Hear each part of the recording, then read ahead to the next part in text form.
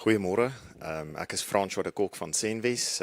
Goeiemôre aan almal in die ateljee, aan die paneel en ook almal wat aanlyn kyk.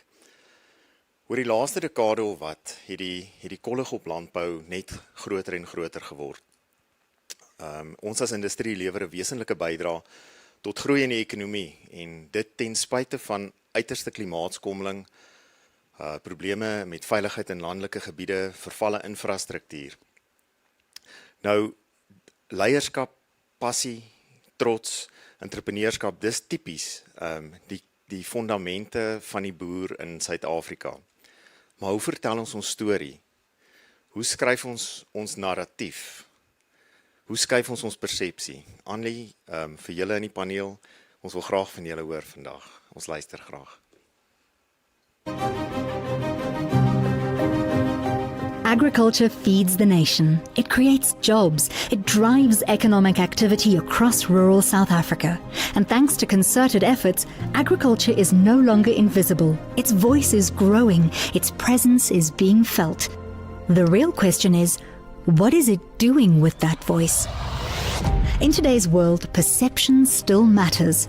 But perception is no longer just something to respond to. It's something to shape. Because agriculture's story is not only being told on farms, it's being shaped in boardrooms, in policy debates, in the media, and in the public imagination. From land reform to sustainability to food prices, the narrative is active. The question is, who is driving it? Agriculture in South Africa is a remarkable success story. We've seen record harvests, we've seen record returns, we've seen technological innovation that takes agriculture as an industry leap years forward. We've seen creative leadership from agricultural leaders which seeks to take farmers into a difficult environment and help farmers navigate a difficult political, social and economic climate. But the time certainly has come for agriculture to demand a seat at the table. All South Africans find themselves in a difficult spot as far as our politics and economics and our social environment is concerned.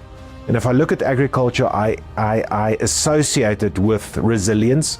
I associate our farmers with creativity and innovation. And I associate our agricultural industry as one that definitely punches above its weight. The agriculture industry, I think, is more than the sum of its parts. And now is the time for agriculture to demand a seat at the table, to ensure good governance and ensure accountability from our political leaders and office bearers. This is not to say that agriculture should rescind its role as an economic powerhouse, but rather agriculture should communicate to the rest of the country that it is part of the solution, it's always been part of the solution. And I think agriculture is certainly the most innovative industry in South Africa today. Because when a sector does not actively direct its narrative, it becomes passive, reactive, and in that space, influence is not converted into results. Policy is shaped from the outside and opportunities are lost. Because narrative is not just about reputation, it's about power, it's about influence, and ultimately, it's about outcomes. But this is not only an external challenge, it's also a question of leadership within agriculture. Is the sector aligned? Is it strategic in how it engages? And is it using its voice to drive real change, or simply to respond? You often find that the communication that agriculture puts out relates solely to the challenges. And understandably, the agricultural sector does have challenges, but we also have such a good story to tell. And there's immense opportunities in the sector. And I do feel that sometimes we don't relay this in a unified manner. Very often as well, you can find that there might be different voices speaking on behalf of agriculture, and as soon as there are challenges, you'll find this schism or this break where, in actual fact, 99% of the issues, whether it's large farmers, small farmers, agribusinesses, primary agriculture, very much aligned on these issues, and it's worth reinforcing them to the public, especially in the realm of policy making. Once you're confronted with a negative perception and policymakers react to that, it is very difficult and you're already on the back foot. So I do think that we have got a great responsibility to also tell the good stories in agriculture, what we are doing and the enabling environment that we do have, and then sneak in some of the challenge that we have and also obviously suggestions in terms of how we can remedy that. So the question is not whether agriculture has a voice, it does. The question is, Is that voice translating into impact? Is it shifting perceptions where it matters? Is it influencing the decisions that shape the sector's future? Or is there still a gap between being heard and making a difference? In a world shaped by competing narratives, who is driving agriculture's voice, and to what end? Welcome to the conversation.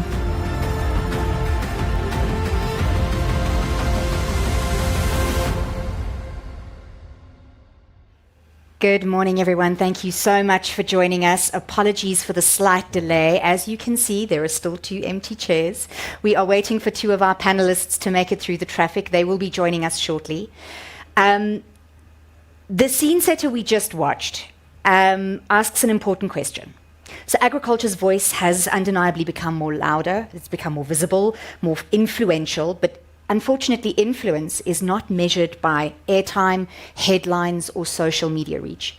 It is measured by outcomes. And that's what really this discussion is about this morning. I'm Anli Hutting. It's a privilege to facilitate this discussion this morning. And today we move beyond storytelling into strategy. How does agriculture communicate with greater intent? How does it build influence? And how does it convert narrative into action? I'd like to take the opportunity to introduce you to our panelists. To my left here is Dr. Mpumelelo Mkhabela, political analyst, former editor, academic and respected commentator on South Africa's political landscape and media environment, with senior editorial experience at publications including the Sowetan Daily Dispatch and the Sunday Independent. He brings that valuable perspective on political messaging, political discourse, and how sectors succeed or fail influencing national debate. To Dr. Mpumelelo's left is Helena Wasserman, editor of News 24 Business and one of South Africa's most experienced financial journalists. Helena has spent more than 2 decades shaping business and economic reporting across platforms, including Fin24, Finweek, Sake24, and Business Insider South Africa. So she brings that deep insight into how media frames economic sectors, how narratives gain traction, and how public perception is formed in the media space. On the end there, we have Nick Sarfontein, no stranger in the agricultural sector, famously known as the man who wrote a letter to the president, but beyond that, chairman of the Sarnik Group. He built one of South Africa's leading integrated beef businesses, spanning breeding, beef production, processing, and retail. He's widely recognized for his involvement in national conversations around land reform and agricultural development, including serving on the Presidential Advisory Panel on Land Reform. The 2 speakers who find themselves not yet present are Professor Johan Kirsten. He's a professor of agricultural economics and director of the Bureau for Economic Research. You'll see them often on the news delivering commentary about economic issues and then within that, the food production sector. He's got more than 3 decades of experience in agricultural policy, rural development, and commodity markets. He's one of the country's leading voices on agricultural economics and policy engagement, and author, alongside the other panelist who's missing at the moment, Wandile Sihlobo. They have written a couple of books together. Wandile Sihlobo, of course, is the chief economist at Agbiz. He's the presidential envoy on agriculture and land and a member of the Presidential Economic Advisory Council. We're hoping he's been on a call with the president, and that's why he's late, but we'll ask him when he gets here. He's widely recognized for bringing data-driven... Yo, Booty. Wandile, is Prof. Johan with you? He's just being mic'd. Okay, I was just finished introducing you to the panel, to the audience. So Wandile also has a podcast called AgriView with Wandile, where the aim is to bring regular, consistent, data-driven communication to the public. Thank you, gentlemen. Welcome. You're just in time. Thank you. Thank you. Right, to kick off the discussion, I want to ask one question to all of our panelists. I know you've been on the road, so we'll give you a moment to think, to get past the stress of navigating the traffic. We'll start with you, Mpumelelo. What do you think, from your experience and your background, is the biggest issue with how the agricultural sector communicates or fails to communicate? So we're starting with the narrative and then we'll move to the outcomes a little bit later. My view, this is my preliminary thoughts, is that agriculture has not been actively involved in generating the messaging. Often it reacts and other people take on the message and run with it. And down the line, damage is done. Key sectors now react. But even in instances where the story is not a negative story, it's a good story. I mean, labor force survey is released. There's good data about how agriculture is doing in terms of employment. GDP numbers are out. There's good data about how agriculture is contributing to the economy. You still don't find that seizing of that positive story and run with it and say, the reason why we're generating these good benefits for the country and for the sector are the following. Can we strengthen them or can we grow them? Ministers of Agriculture and DTI, they go abroad, open new markets. They communicate about what they've done, but you don't find that all-embracing universal message to say, this is actually our sector, the whole country. Whether it's agricultural people or non-agricultural people, but everyone embracing to say, this is our story, we're going for it. And you can link that trade or expansion of new markets into new jobs, and people can relate to what the government is doing and the sector is doing jointly with actually the outcome on the farm, on the village, on the local school, so that has not happened. So for you to actually get a bigger picture of the good things that agriculture, you have to be interested in the sector. You've got to be inside the sector You have to be almost. actively interested and be looking out. Then you will find the stuff. But I think that's where we're lacking. So in the absence of that, should something go wrong, it gets blown up and everyone forgets about the other stuff. I think it's a problem. Helena? Yeah, I'm in exact agreement. I think that's right. Everything can't be a crisis. And I think that's where agriculture got it wrong for so many years. I remember a couple of years ago, I got a press release from a sector that shall remain nameless, which it was so depressing, such a downbeat review of the year, all the crises and problems they faced. But when I looked at the numbers of this press release compared to the previous year, it took me a couple of calls to the organization to actually get them to confirm that, yes, it was a record year. They had record output. They had record exports. And I think that's what people get fatigued with a constant beat of negative, crisis-driven news. People relate to success, and we see it with our News 24 readers as well. They love agricultural stories. There's a lot of interest in it. Everybody's got an interest in food, right? So, yeah. And then the success stories. There's one of the biggest US agricultural organizations actually coach their members and representatives that in Pixar, the animation studios, techniques of telling stories. And I think we're not hearing the stories. We need to hear success stories specifically from emerging farmers, how the circle is being made bigger. I'm not naive. My dad was a farmer for a long time. My mom comes from a farm family. We've been through all the crises. I know exactly how hard it is. 1 year's agricultural success, the next year it's bust. It's a unique industry in the sense that there's not a steady growth curve. So I understand that it's not, you can't really proclaim success the whole time, but I think the agricultural sector needs to show people where the opportunity is and how more South Africans can benefit from it. Wandile? Oh, I thought you were still letting me breathe. No, you've had enough time to breathe now. I mean, my thinking would be about why are we telling a story? Because we would have to frame it in two ways. Are we trying to be educational, or is there a point at which we are trying to get it, and the emotion and the position that we are trying to influence?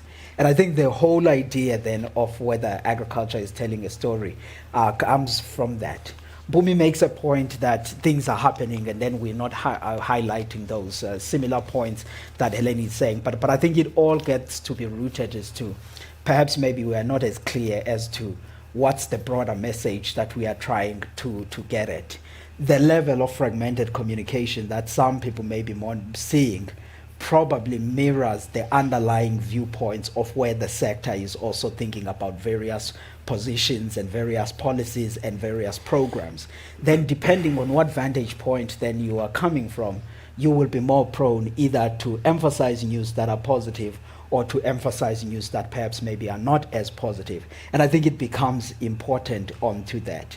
And I do think that as much as the positive news needs to be highlighted, and we need to celebrate and speak on them, there's also always a sensitivity that one has to have, because there are other subsectors that may not be doing as well. I take an example, and I'm not confronting Womnik. I was touching his hand so that he can see that I'm friendly and warm.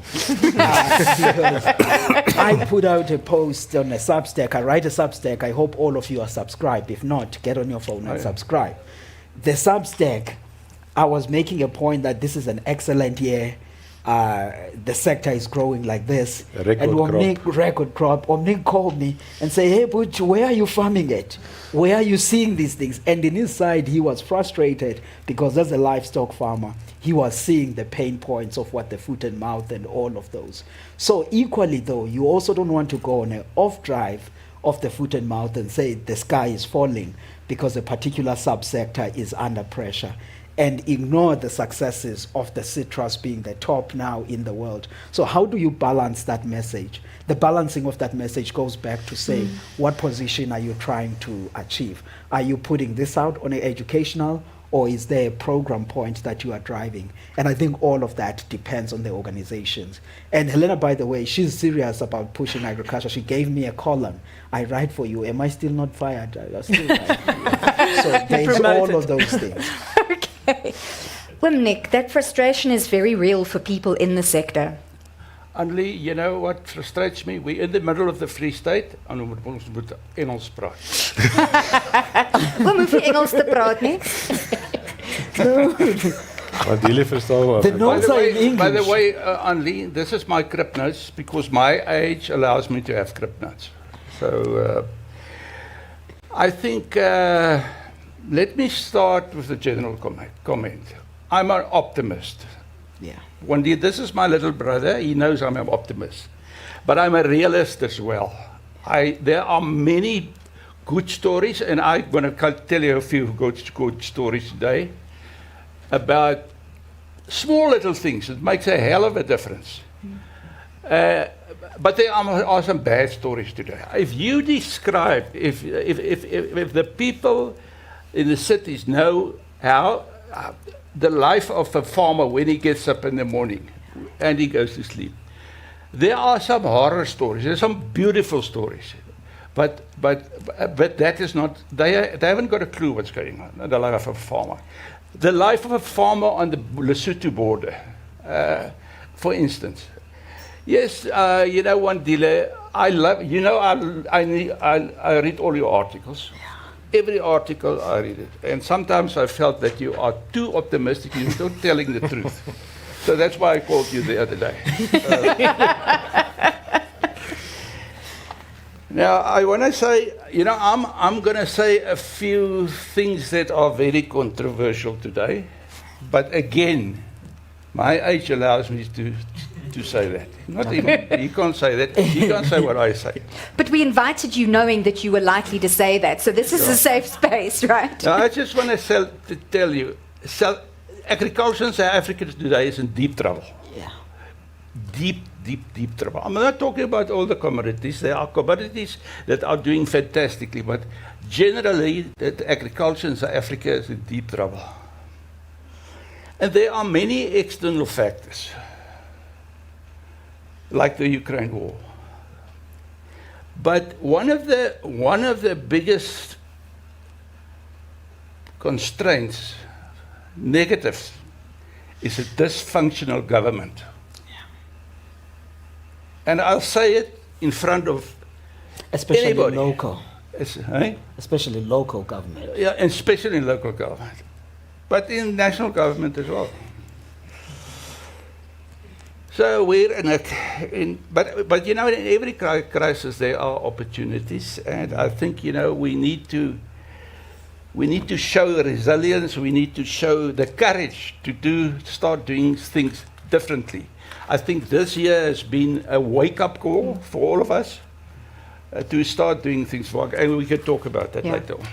Thank you. So perhaps moving from that comment onto you, Prof. Kirsten, is to say the focus is not so much on just the communication, because that's happening. Sometimes agriculture tends to communicate to itself.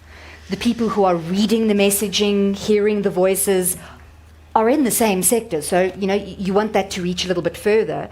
But it's more than that. What are we doing? What do we want to get out of that message? If we say there are problems at local government and at national government, and there's policy issues, we need to change things, how can that voice that we have, and that growing voice that we do have now, help us to achieve that?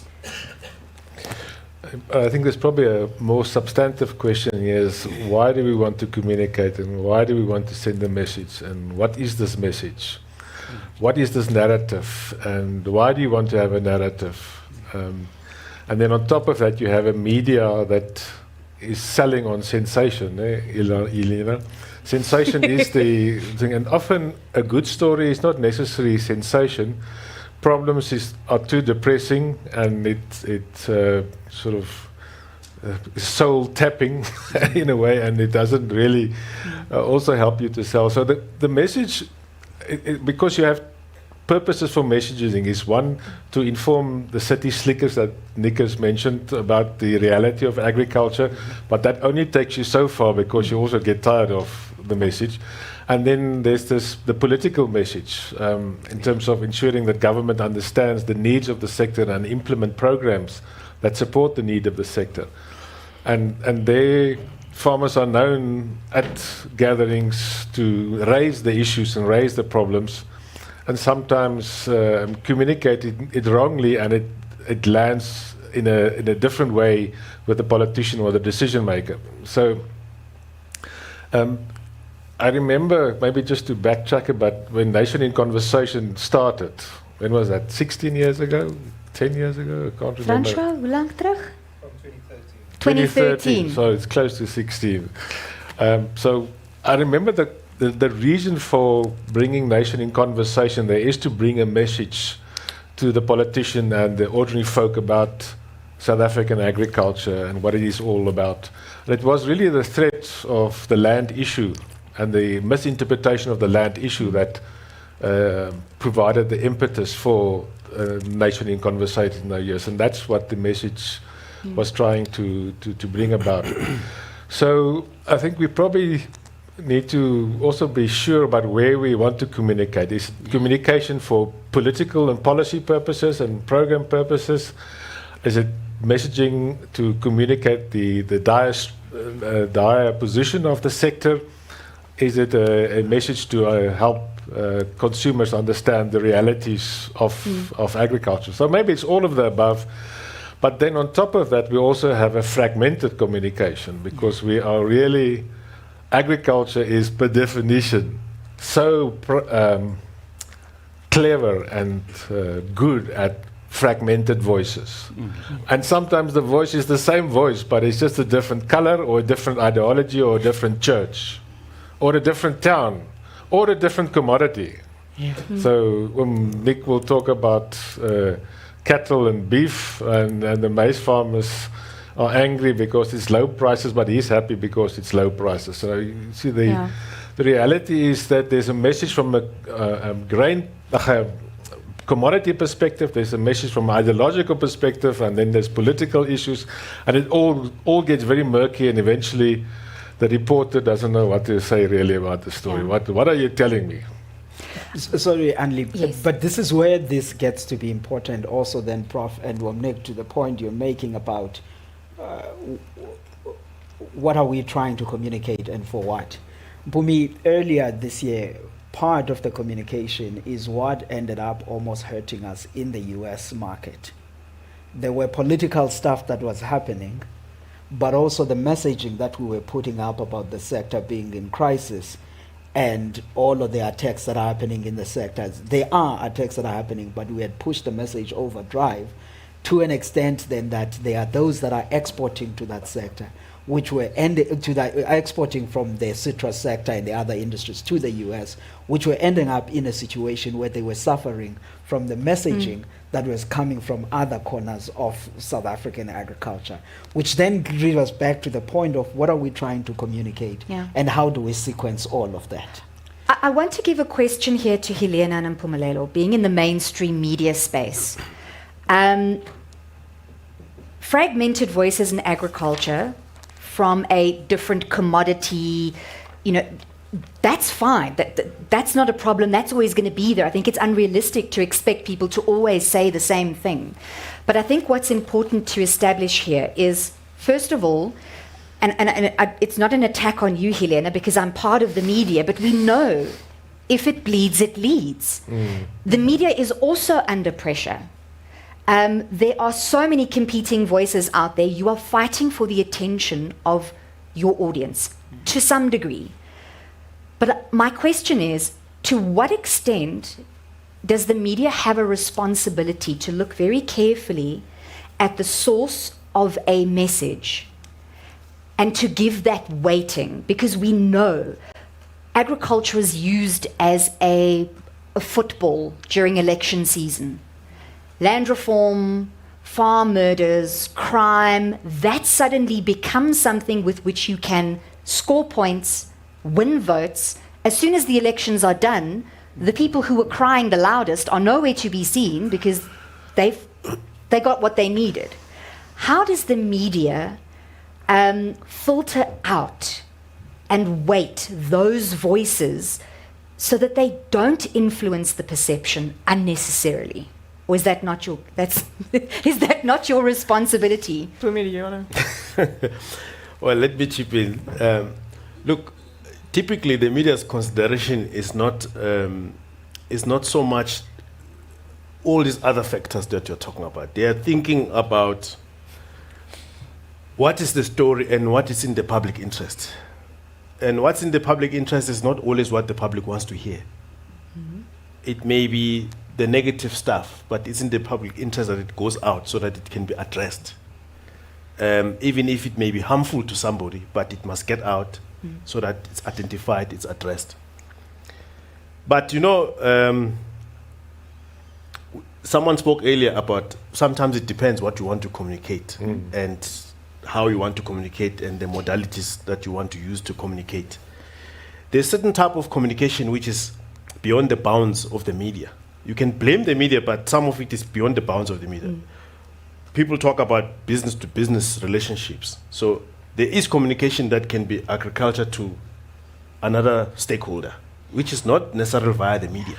Stakeholder could be government, stakeholder could be another sector in the industry, it could be a policy analyst, it could be a whole bankers, it could be a whole range of stakeholders. Some of them could be international. And that's like that type of engagement. It's another form of communication targeted at a specific audience with a specific aim, away from the one where you are targeting the public or general public, which can make whatever it wants to make of it. So that's another part. The other one is where the media doesn't have complete control. I'm talking about the traditional regulated media like News 24, Times Live, and SABC and those ones. It's the social media aspect of it. We know that one of the people who drove this harsh negative positioning of agriculture in South Africa as a field, as a slaughterhouse, where people are slaughtered. There's a genocide in this country. It didn't come from the traditional media that is very responsible, that is accountable, that it can be told by the court, by the press council, to actually wind its neck in. Exactly, to monitor its messaging and to be accurate. No, it was a social media guy. News 24 exposed one of them. He was living somewhere in Gordons Bay, claiming to be a farmer. He's got no farm, nothing. His mother or father was running a cottage, a guest house. But he had this huge social media following. He would harvest pictures of people that are killed on the internet, plug them there, put on social media, on the Twitter, and say, this is what's happening in South Africa now. And Elon Musk will tweet that. And Donald Trump will get it. Then Ramaphosa goes to the Oval Office. We know what happened. We all saw it. So that's the form of communication which That's more powerful. the media that is controlled, the legitimate media, has got no access to managing and all of that. So you need the legitimate media that News 24 did to expose that, which is what happened. And then, hopefully the guy can be prosecuted, because you can't lie to the extent that you harm South Africans. You harm people that are dependent in the sector. You harm people that would have benefited from increased investments in the sector. You harm perceptions. You harm racial harmony in the country. Basically become like the Guptas and Bell Pottinger, who basically were all about division, so that they can then benefit. Because they know that when South Africans are divided, especially on emotional issues, then they can then use that to benefit, steal money from the government, which what we call state capture, but it's theft. It happened. So all of that, communication is so instrumental, it's so important in shaping perception. So we have to take control, the legitimate media, because we can be regulated, we are accountable, then we should take preeminence. Then you can debate with me, I'm available. But you can't debate with a guy who's sitting in Gordon's Bay claiming to be a farm. Helena, talk to us about the timing. I know you mentioned it in your first answer, but in terms of trying to quantify the opportunities that are lost when we are reactive as a sector, from a business perspective, let's talk about the money. I think just combining your question with the previous one, and I think, Pumi, you're exactly right. I mean, for us, News 24, we only have one responsibility, and that's the truth, right? I'm in a fortunate position that I wake up every morning and all I have to do is just get as close as possible to the truth. So for us, we welcome fragmented voices in agriculture, because it gives us insights into different parties, smaller farmers, etc. But in the end, agriculture is also a numbers business. So we will always check it against the numbers to bring us to the truth. And I think that's where Wandile has done the Lord's work. I mean, he's really changed a lot for us. He, with a measured, data-driven approach to agriculture, which was, to a large extent missing for many years. We can call Wandile at any time of the night and day, and he'll give us the clear picture. And he's always awake. Yes. So I think for us, we want to get as close as possible to the truth, and we want, like hot air is just hot air. That's not really proper journalism. So I think you're right. I mean, I was in the White House. The damage that was done is immeasurable, and I think, to some extent, it was a good moment for agriculture in the wake of all of that, where they stood up and said, we're not victims. And it broke a bit the narrative around agriculture that was existent for a couple of years. Stood up, said, we're not victims, we believe in the South African project, which really, I think, was positive for the sector in the end. Maybe just to link up there, because that confirms the sort of problems we have in this story about what are we actually communicating, because it is a political dimension, there's a fact dimension, there's a success story dimension.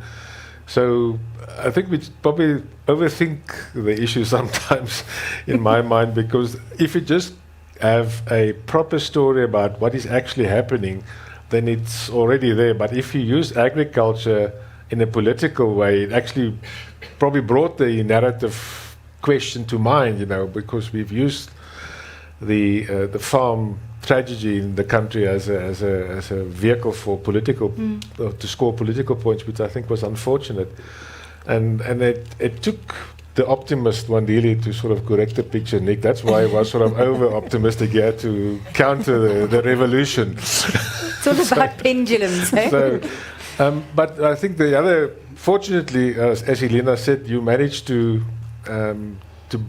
build facts on the whole story, and that's, if you want to talk truth, you have to talk facts, and then you need to understand your facts, and you need to understand the sources of your facts. And it's unfortunate that and sometimes fortunate, one guy, one dealer has to communicate everything about agriculture in South Africa. Why is that? Why is everybody else communicating, telling the facts? I think No, there are there's lots of others. people telling There's others. stories, but they're not using perhaps the right vehicles. Look, and it's a complex discussion. I don't want us to get sort of lost on the borders because it's very complex. I want us to use a practical example. And here I'm going to come to you, Nick. Let's look, and you're in the red meat industry. The foot and mouth crisis at the moment is a very real opportunity to look at a situation that is a crisis at the moment, how we're communicating around it, and where one sector has got incredibly fragmented messaging and what the impact of that is, to try and correct maybe. So tell us what your thoughts were after yesterday's session. Johan touched on this a while ago, and on the fragmentation and the commodities. Not in the commodities. The most fragmented commodity is the red meat industry. If you look at yesterday at the panel Nation discussion. conversation You can all watch it online, on Grippy. FMD. I mean, there's no unity. There is no one voice. I mean, there's just four or five people there, different organizations. It's the most fragmented industry in agriculture. And Wandile, you are now the envoy of agriculture and land reform. And we must talk about land reform. And you must please give the responsibility to your boss here to draw up a document to unite this red meat industry. Because if you leave it to those people, they're going to fight each other. They're all fighting for the limelight. That's the other dilemma. It's the limelight. Limelight. So please, Johan, do it for us. Yeah. But I've written it many years ago. Okay, but refresh the 2022. okay. And Wandile, thank you for all the positive stories you tell. I just hope it gets to the right people. And then I want to talk to the media as well. When something bad happens, like the White House story, or FMD, or whatever they call it, I get telephone calls every minute. The moment the media don't come to us, like me, and tell me a few good stories. They don't do that. There are so many fantastic good stories. Let me give you one example. I've got 23 interns on my farm. Interns. They either got diplomas. There are some who's got master's degrees, diplomas, interns. They work there on the farm like everybody else. Like they're paid by the government. We accommodate them. We feed them, etc. etc. You know, I've employed 3 of them already, of those interns. Wonderful, wonderful people. Now, how many? That's such a positive, wonderful story. Where does it else happen in South Africa? You must write about that. I want to pick up on something else that you said, and you said you wanted to talk about land reform, and I think it's a good example of an almost vacuum where we haven't really heard anything about it in a while.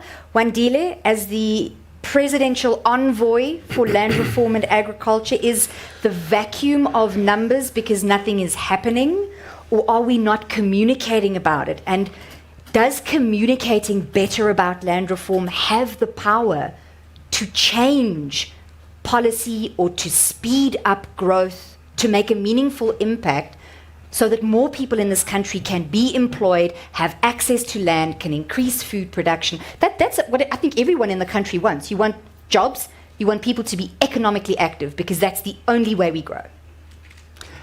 Only can I say something? You know, I'm an activist for land reform, not dishing out land, for successful land reform. I've been fighting days and hours for successful land reform. What is happening? What is happening now? Nothing. Absolutely nothing. Wandile writes about 2.5 million hectares sitting there in the 800 farms that have been vacated. What is happening about land reform in South Africa? We need, if we don't get successful land reform in South Africa, we will never be at peace. So why is it not happening? I'm asking you, why is it not happening? All right. You're the special No. It's a serious point, Wamnik. Let me say two things. One, to Wamnik's point about land reform, and two, about just general policy making and narrative and all of that. On the first point, I mean, I'm not going to sit here and lie to you. The real truth is that by 2021, it was already clear that the government had bought from the open market under the PLUS Proactive Land Acquisition Strategy program, which is under land redistribution, about 2.5 million hectares of land. Each year they are given a budget to buy more land and do all kinds of stuff. And the reality is that they have not dished out any of those hectares to black farmers with title deeds or any sort of way. The black farmers that have access there, they're still on short-term leases and they are renting it out from government. There has not been, over the past 2-3 years, and even you can stretch it back, a concerted effort to actually be able to drive land reform on that land redistribution part for the success. And as a result of that, then, no one can actually hold a point and say they are serious about transformation and they are serious about the growing of agriculture. We had made the point clear. You know it. I was at your farm with Professor Mohammed Karan when we said the next 30% growth in the GVA of agriculture in Den Creek was going to come from that particular land. Since that conversation and in Prof. Kirsten's boardroom, there hasn't been anything done. Only successful land reform can change the face of South Africa. Yeah. Okay. That sector It's is a now political contributing constraint. 10% to the agricultural economy. It should contribute 50%. My question is, why is it not happening? That is, it's simple. It's a simple selection process from young talent like these interns. Give them title deed and give them the support. You know, let me say something extremely controversial. You're going to see that land being dished out just before the election, national elections, without support. Then it's going to be another failure. It's going to be another failure. Well, Nick, this is what I would say to you. What has constrained the delay of that land is both the political choice and the lack of will on doing it, as well as the corruption within the government. It's a combination of those things. What we are now working on saying we will do, which is together with the Prof. Kirsten and the Land Bank and the others, is on actually rectifying that process. Many of the points that you have raised, they are well made, and I think your sentiment as to what's going on and But your I expression are want to correct just in that. link this whole story to communication and Thank you. messages, because otherwise we're getting... Got a hood here. Yeah, because part of the strategy in the land reform communication is to show how slow land reform is happening. And then you say, but there's a need for expropriation. So that's the reason why you had that message continuously. And as soon as you punt the positive message about that land reform has actually progressed faster than people think because they don't do the numbers properly, then people say, but you're wrong, or you are new liberal, or you... what do they call me sometimes? Anti-revolutionary. Yeah, counter-revolutionary. Counter-revolutionary. There we yeah. go. So there's also a message dimension there. And now the fact that you hear nothing is either because of incompetence or there's nothing to tell. It's the latter. It's probably it's combined. And I mean, I'm not trying to. What Omnik is raising is important because it's not only constraining transformation, but it's constraining growth. What we don't realize is that sitting on the land underutilized is an opportunity cost to what we could grow. And this is the last point, which I said, the second point I think we make a lot of mistake, and many of the people that are researchers, of thinking that policies are made only on technical understanding. And you say you're going to show the numbers and see how all of these things are done. And then with the appreciation of how numbers are, there will be policies. Nobody makes policies on technical numbers. Last point on that, linking on that, which is why communication is important. Because ultimately the policy making is a political choice that is made. It's not made on a basis of only on a technical. The political choices are informed by narratives and communications that gets to be actually there. On the land reform one, yes, there is these failures, but I do think that consistently talking about the missed opportunity cost of it, bringing in urgency, and many of these things, they are important. I want to bring that to our two media experts on my left here and say, in your experience, how does messaging, communication, narrative, perception play into either weakening any, and it doesn't have to be agriculture, any sector's seat at the table in terms of influencing policy? Because you're working against this political value system, which determines this is the policy that we want. Now, as the sector influenced by that policy decision, you want to sort of almost correct it here and there to your benefit.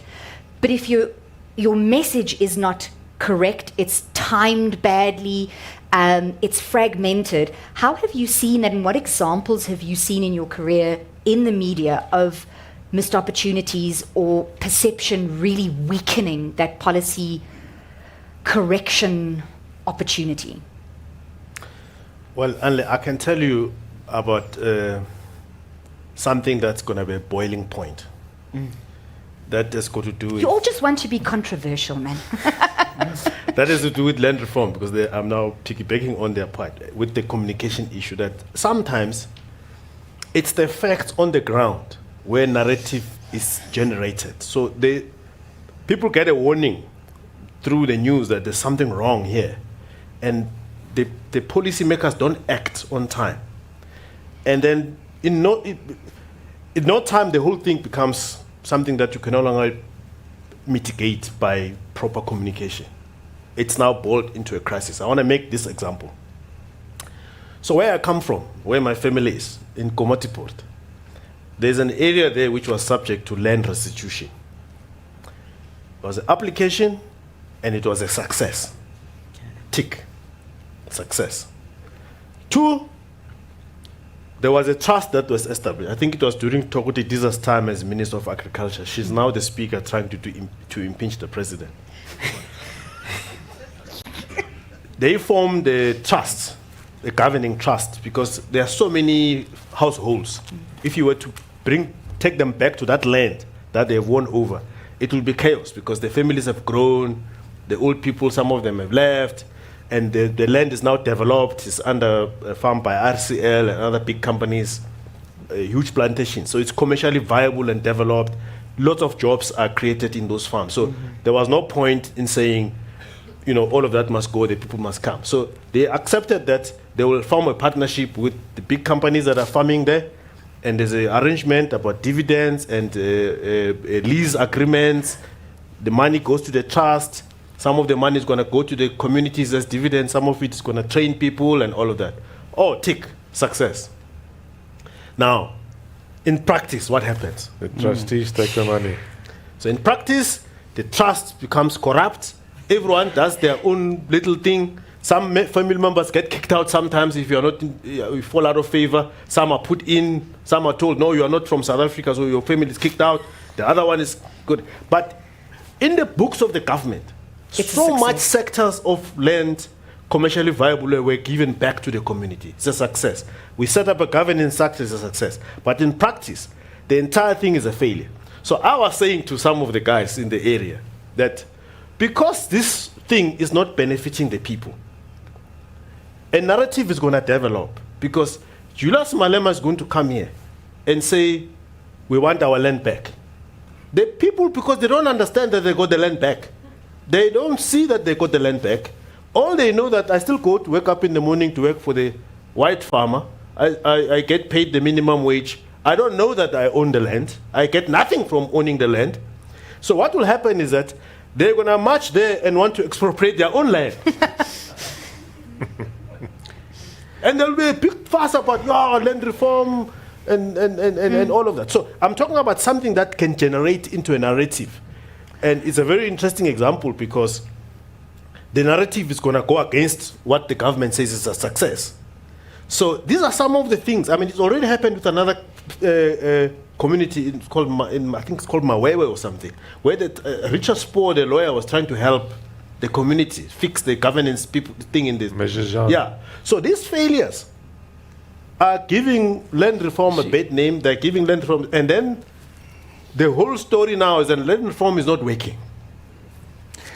Only you're absolutely right. There are 1,500 of these CPAs, what they call CPAs, community, where land is given to a community. Not 10% of them are working. It's the same with the tribal system. There's a continuous fight in the tribe, between who's the legitimate chief. I can give you examples. Chief Mankurani and the Mankuranis and Town. That fight between of who is the legitimate chief is as old as the fight between the Israelis and the Palestinians. It will never be solved. So, these CPAs cannot work. They will never work. The pace of land reform is not the problem. The problem is the how. Yeah. You can't give land to somebody without support, financial support, without experience, mentoring, and training. I mean, we can now go and issue 2.5 million hectares to. There needs to be money for. There needs to be a title deed so they can go to the bank. There needs to be some infrastructure, mentoring, training, and monitoring. Otherwise, it's not gonna Here's work. part of my point, Wimnik, is that we keep saying these things. Various people keep saying these things, but are we not saying them to the right people at the right time, in the right way, to get the success that we want to see? And I want to bring us back to that question about how do we communicate better to get what we want? And maybe part of that is, do we sit around the same table wanting the same things? Because at a very broad level, everyone in agriculture wants to see growth. And maybe the question is to hear, I want to bring you in, Helena, because we didn't just bring you to Nampo for shopping. I want to get your insights. She gives what me the airtime. makes a sector credible in the eyes of the public? When does the public look at a sector and go, wow, this kind of messaging makes me trust these people? Because I think sometimes the public doesn't trust agriculture because we're saying, ons praat de mekaar. Maybe I can respond by with something, just pushing it in a different direction, and that's the limits of the narrative and the limit of public perception. I think agriculture has to be very clear about what it wants from government and what it can achieve through public sentiment, which other industries have shown us is not that much. You can have the whole of South Africa behind something and many of the politicians, maybe most of the politicians, but government isn't always a rational player. So what of these agricultural specific issues need to go to the Constitutional Court, need to go to court, need legal action? And maybe I'm just a bit cynical about this, but I do think that narrative isn't enough. There needs to be a proper strategy and to see where the results can be achieved. And so that's my view. Because we're in the marketing space now, no? And we're really not wanting to market the sector. It's about communication and messages for purpose. And that's why I come back to my initial point. I think everybody in agriculture worries about problem solving and dealing with issues that will secure the future of the sector so that you can invest. And then the issues of land, the issues of commodities, the issues of policies and programs come into play. And we should also recognize that agriculture has also got this legacy of before 94 of controlled marketing and control system where you can talk to you can put your hands on the table and say, we want this, and the price is fixed, and the things are changed, and the minister implements and so on. The whole political and organizational landscape of agriculture has changed. So the things are different. And the issues of relevance to farmers are things that are not even in control of the Minister of Agriculture. So it doesn't help to worry about the Minister of Agriculture. They know there's a guy called Park Stowe in Trade of Industry, but they're not sure whether it's important for agricultural trade. So the reality is that we are sort of bring into play a whole load of issues because the media cannot cover our message, cannot bring our message forward because they report on events and happenings and maybe a success story here and there. But in the end of the day, our message is to get a perception of the sector on the one hand. That can be a media role, but I think the social media is playing a much bigger role now. How many TikTok followers do you have? 100,000? What? I think what the professor is trying to say. Dodge that one. The most important thing, the public communication helps in raising the profile so that you are listened and you are taken seriously on that. Yeah. Beyond that, it goes to the strategies and the direct stakeholder communication that we are able to put out. But I think the other thing, if you communicate things accidentally, they are not going. You do need a little bit of a consistency on what exactly you are saying and be persistent on that, and that backed with some of the strategies. But there are limits again, in a sense of the political will about how do you get around some of those things of getting things done. But I want to give you an example, and I'm going to come to you now, Johan. I was chatting to some people in agriculture prior to this year's Nation in Conversation, and we got such excellent feedback that after last year's session on infrastructure, where both Minister Steenhuisen and Minister Dean McPherson were here on the panel, committees were set up, action, and somehow a conversation here made the kind of connections and sparked the kind of backroom conversations that were necessary to make real on-the-ground change. And now I'm not saying it like, an hour of Nation in Conversation sparked a national revolution where we no longer have potholes. I'm not saying that at all.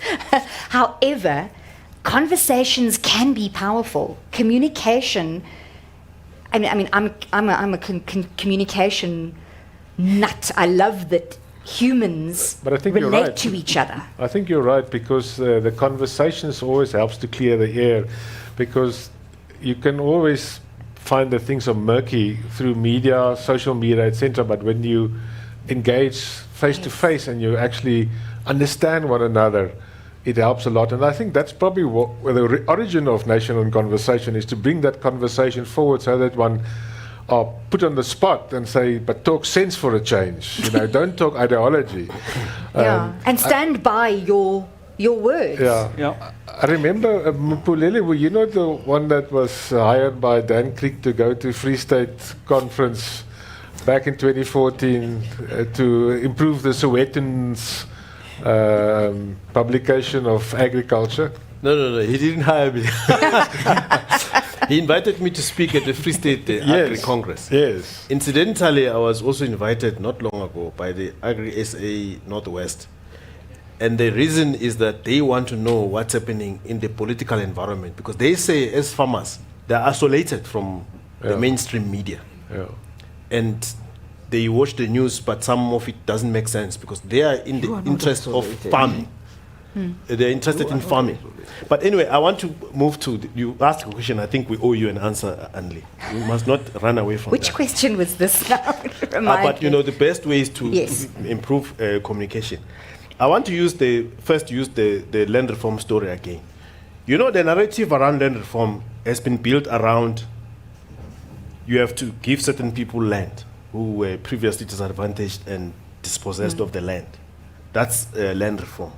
It's fine. It's a perfect definition, but there's another definition which has been forgotten as a consequence of overemphasizing that narrative, which is that communal land. Nobody's talking about part of turning communal land that is lying fallow, making it productive, is actually part of land reform. People are not talking about that. Land tenure. And land tenure and all of those things. And making sure that there's irrigation schemes and all of that, people can turn around the land and make it productive. As a consequence of us not talking about that, I can tell you now, in some villages, if you go around the country, what used to be farmland is now being invaded, is now human settlements. Desert. And then more you take that communal land which was for farming and you turn it into human settlement, the more there's pressure on the other aspect of land reform, because people are now focusing on the fact that even the little patch I have is no longer available. So there's no safeguarding of the communal land so that it's not encroached for non-farming purposes. 1, 2, there's no conversion of that land to productive capacity. So it's because the land reform narrative has been narrowed to a particular angle, and all of us fell for it. The other aspect that I want to raise is the question of state capacity. I think the media doesn't deal with the state capacity issue as aggressively as it should. Womnik is referring to it. And that's why I sent him a message the other day. He wrote this outstanding article about that factory that used to produce foot and mouth disease vaccines in South Africa, and how over time it eroded that capacity to produce vaccines here. We were never supposed to import vaccines from Argentina or anywhere in the world and end up getting wrong spec. So we're supposed to manufacture these things here locally. We have failed as a media to highlight the erosion of state capacity up until we had a crisis. And now he, because he's got insights, he wrote beautifully about how that capacity has been wiped out. I send him a note to say, well done. Yeah. So it's one of those things that the media needs to focus on. Unfortunately, it's the kind of negative message you have to send out as a say, hey, there's a red flag. The root problem. So that you can fix the root problem. Not as a way of saying, this government is a failure, damn them. No, exactly. You're raising it, there's something wrong here. Can people here come and sort it out? So I want us to get some questions from the floor, and just a reminder, because we, in our own communication here, we might have gotten slightly murky in a very philosophical issue here. Can I touch on one more point? Absolutely, but we are running out of time, and I people. promise you I talk too much. No, let me. The question was what does agriculture want from government? That was the question. Okay. Now there's a thing called the confidence index, agricultural confidence index, done by him and the IDC, etc., on a quarterly basis. It's been measured from 2002 continuously. Now, I don't know how many people know about this confidence index, but during COVID, and now this is mainly driven by climate, by droughts, except for the global financial crisis in 2008 and 2009. During COVID, the confidence index was at its highest, at 75 points. All the other sectors declined. Agriculture was the only sector that showed without shedding any unemployment. Just after COVID, it dropped from 75 until minus 40, I think. Why was that? It's got nothing to do with agriculture. And this is what we want from government. It's got everything to do with a dysfunctional government. Eskom, Transnet, crime, corruption, all those things. The farmer's got no control over. It's everything got to do with government, and that's what agriculture wants. We want a functional government. Now, then it recovered again in 2000 last year, beginning of last year. It dropped again until minus 10. Now, it's going to drop to minus 50 next quarter. Why? I'm sending the Because of government failed with foot and mouth, with animal health, I mean, he produced a report in 2022, which he said animal health was dysfunctional. You remember that report? It's been dysfunctional for 2 decades. So that's all we want from government. We just want a functional government. That's all we want. Okay. Let's get some questions from the audience. Anyone? We have a question over here. Bring us back, brave soul. Thank you for this panel. I've wondered if I should come, and I'm very glad I did. I'm Gerard Mostert. I've run incubator in Tonga, a sugarcane incubator to train up-and-coming small farmers. And I think we don't have a clue how difficult it is to farm. Not a clue. I think there's generation farmers that's in farming for 5 years, 5 generations, and then they can't make it. To farm is an enormous amount of experience that is put together, and we think we can give people farms and expect them to be successful without having some way of training. And after 10 years, the government stopped it because I'm not BEE. I'm a guy with 2 guys, but we're too white. And to train farmers, because we were paid by Department of Trade and Industry, we were CEDA function, and then they just say, the government can't pay you. So I said, how can I finish? They say, no, you must be a Section 21 company, and you must have so many board members, and it must be, we will choose it. So I agree. The problem is with the policies. It's if we want to have successful up-and-coming farmers, it's the most difficult trade you can be in. There's no more. I'm coming now from the Western Cape. You can see how it is. I've got one farmer lost 100 hectares of citrus by the floods. How will he recover? It's a very, very difficult industry to be successful, and to be successful you need how to do it. You need people to train you. I'm very happy with what Monique is doing to bring in people. We need much more of that. But we need government assistance in a much bigger. We had 100 farmers that I trained.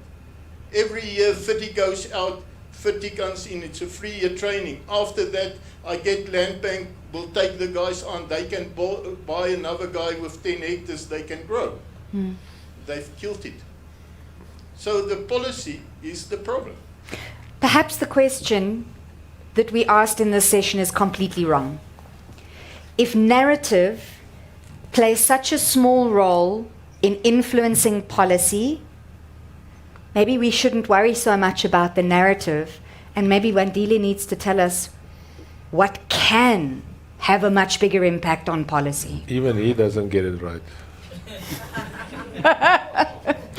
But you know, Anli, there's something that is, I find it innovative, very creative, that the business sector created recently. Perhaps agriculture should look at it. BLSA or BUSA? Yeah, BUSA, Business Leadership SA.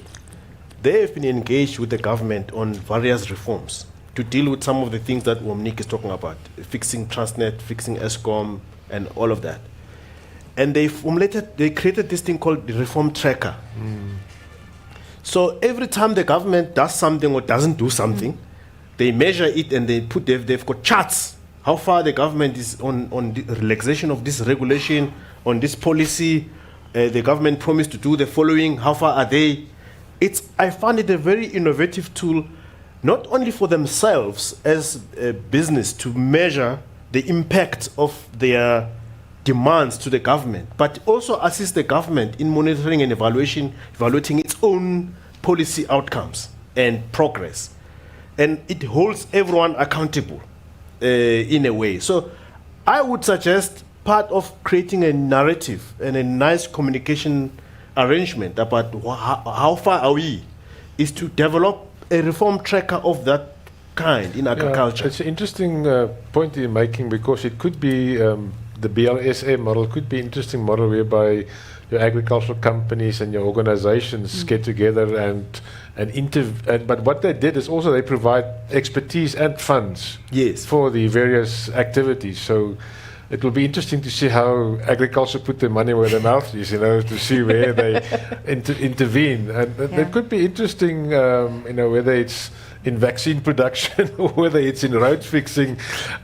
So that's a nice model, but we need to be strategic and to think how we can develop. I'm thinking, for example, he says he's training young people. So the training program and so on. So he would feed there to say, I've got 100 people on my farm training in these are the different skills I have. Another farmer will do the same thing. Collectively, we'll know that we have got so many hundreds of people that have been on training in the different skills for the last 24 months. They now want to exit the training. They want farms. Yeah. And we have them. Here's the list of people wanting farms. One delay. Can the government deliver so many hectares? Yeah. So, Ali, I think the point is also that you've made the argument now, the narrative and messaging is probably not the key issue here. I think we've improved the messaging over time, consumer-wise. People in the cities understand more or less what agriculture is about. The youth is now following TikTok and they know what is happening. The issue is really about trying to understand the real needs of the sector and converting that into actions and programs. And there's a disconnect, not because our message is poor and because our process is poor, it's because of the way that our government system is structured and how it functions. And how many people do real work in the department. There are about 6,000 in the Department of Agriculture. I think between 5 of us, we can probably do the same work that they do. So it's just frightening. So that's the 5 of you. The 5 of us. Yeah. And the 5 of you. So the point is, things are getting delayed. It's the tasks and the key performance areas are wrongly designed, and so to fear of the Auditor General, you rather do nothing, because otherwise you've done something that Avoid is better than a cross. Exactly. So we are running out of time. Do we have one more question? We've got 2 more questions. Fantastic. Yeah, we haven't been boring. And after these questions, then we're going to get some quick final thoughts, and then we'll call it a day. We don't want to keep you here forever and ever. Thank you very much, Annelie. My name's Biandri Bad, and I'm a specialist in a field called sanitary and phytosanitary measures, but from the legal perspective. You've been talking a lot this morning about narrative and that type of thing, and I think there's fragmentation at a different level as well, not just amongst farmers. So when it comes to SPS measures, Nick, you spoke about animal health.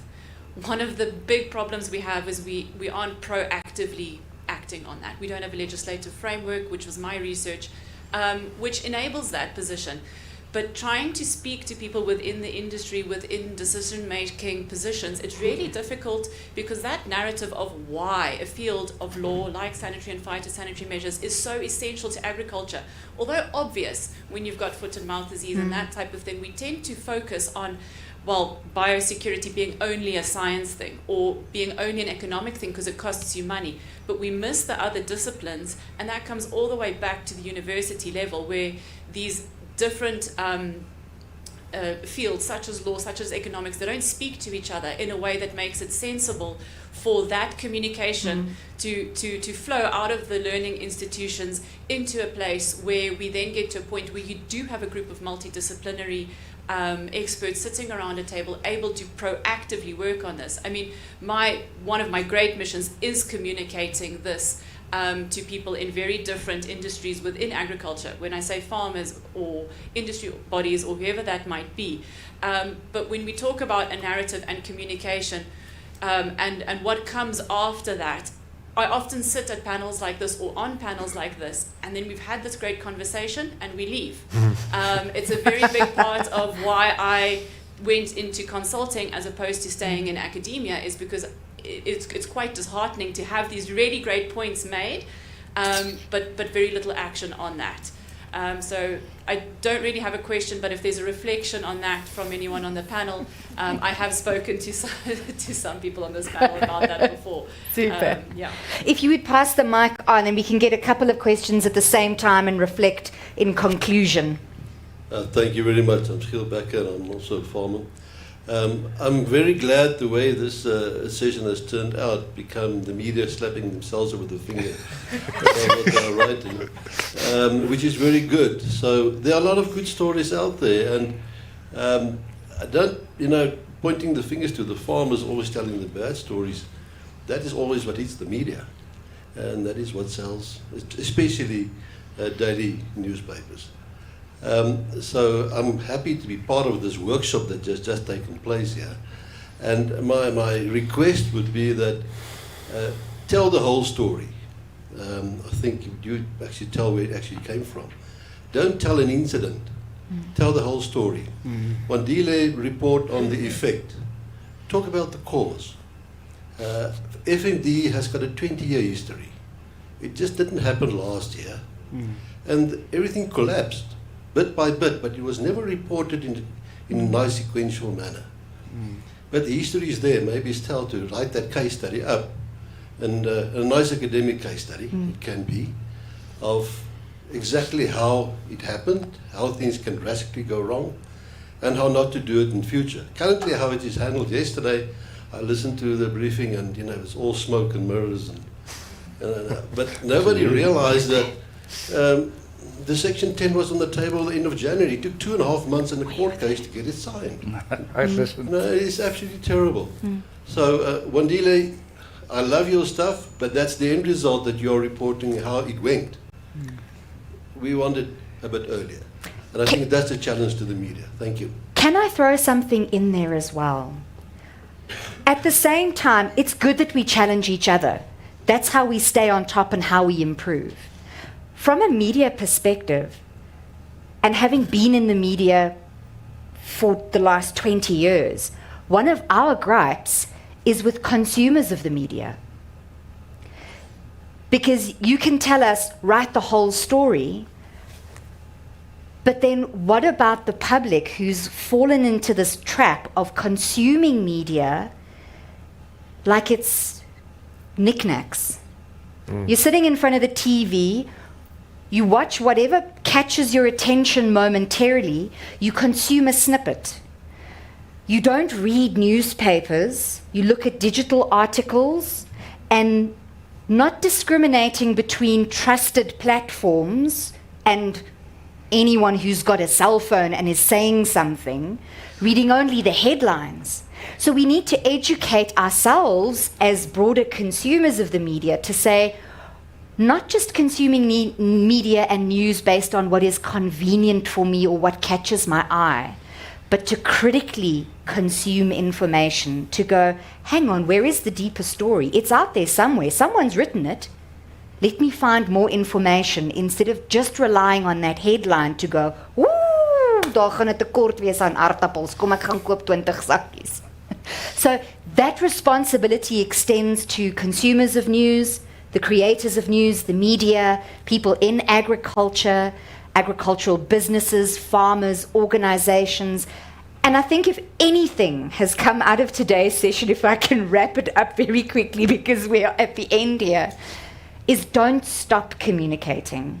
Understand that whatever you say it with responsibility. Understand what you're trying to achieve.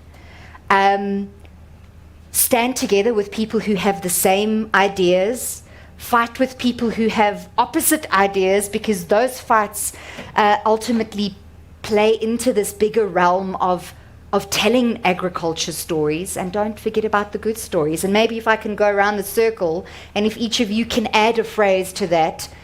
You've done a wonderful job now.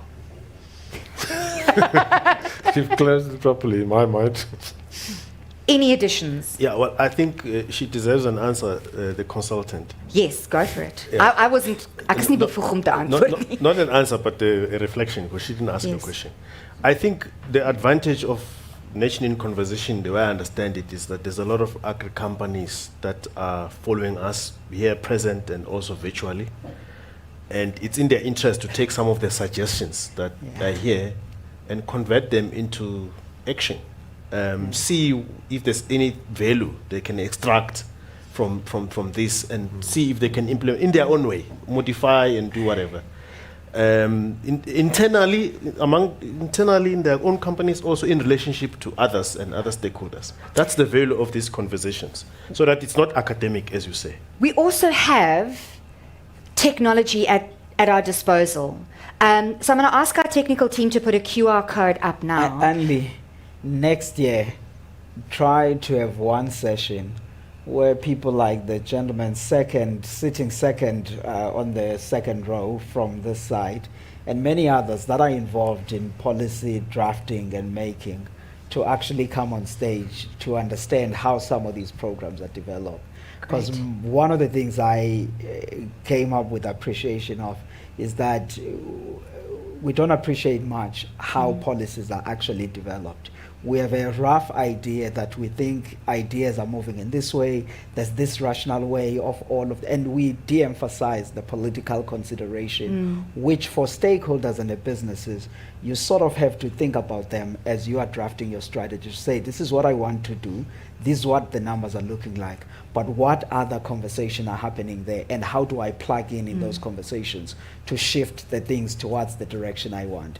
I don't think people actually have that deeper appreciation of how these things evolve. It's a very good idea. If you have ideas, topics you want to hear about, feedback on this session, feedback on any of the other sessions, feedback on the program, take a snap of the QR code. Share your ideas with us. Technology is there to help us share information, to form how we communicate, and we welcome your participation.